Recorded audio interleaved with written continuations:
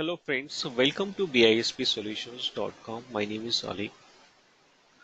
So this is again going to be a financial consolidation series for HFM aspirant or Hyperion Financial Report Financial Management aspirant. So today we are going to cover about intercompany transfer or intercompany transaction. So what exactly the intercompany transaction? Here we go. So intercompany transaction come into existence when the unit of a legal entity has a transaction with another unit within the same entity. For example, like intercompany transaction between parent company and subsidiaries, when transaction between two departments, two subsidiaries, or two divisions is happened. So this is called the intercompany transaction. For example, this is a car manufacturing unit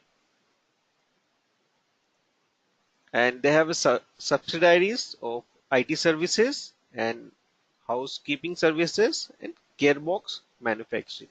So this become the parent and these are the subsidiaries S1, S2 or S3. So transaction between parent to subsidiaries is also called the downstream transaction, and when it's subsidiaries to parent it's called the upstream in transaction. So the transaction between these all the entity subsidiaries to parent or parent to subsidiary is called the intercompany.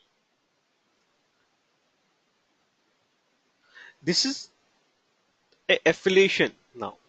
Is all groups can say that these are the groups of companies now become.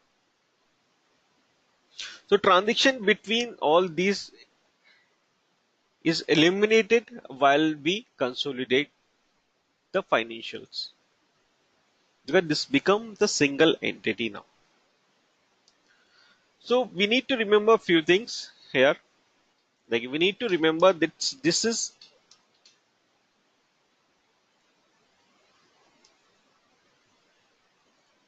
we need to remember that things the consolidated financial present a single entity and all the intercompany activity like sales to subsidiaries or cost of goods to subsidiaries, expense for any services to subsidiaries to parent or parent to subsidiaries is eliminated.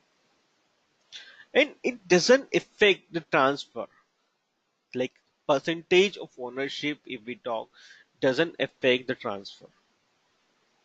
Like if it is a wholly owned or minority, suppose that you have more than 50%, less than 100%, or wholly owned, 100% owned. So it doesn't make any difference in transfer or transaction. So let's check, for example, like intercompany transaction example here. That we have a Carol Leather. It's an outsider company. Shoeshine Inc. is a parent and purchased 20,000 raw material of leather from Carol.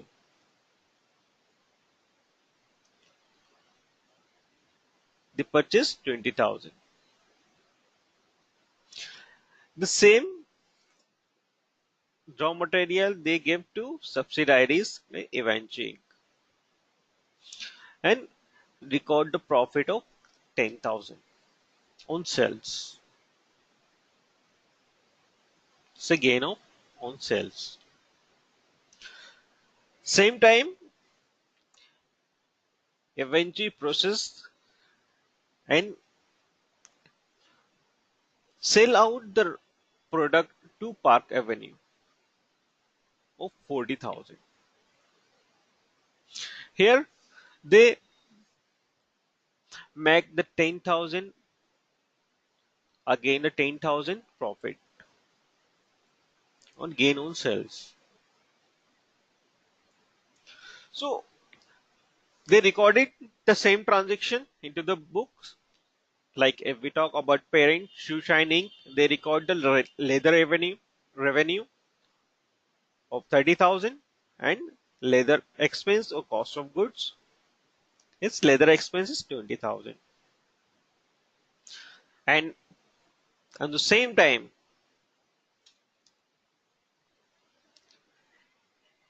Evanchi also recorded the transaction, the revenue of 40,000 from Park Avenue for the expense of 30,000. So this becomes the intercompany transaction like 30,000, 20,000, 30,000, 40,000. So while consolidation, we remove all the intercompany transaction. We debit the same, credit, debit the same amount, and it's a nil while consolidating between the companies, between the subsidiaries and parent. So we record only the transaction happen with outside the group or outside the entity. Like when we consolidate, we take with the consolidated sales,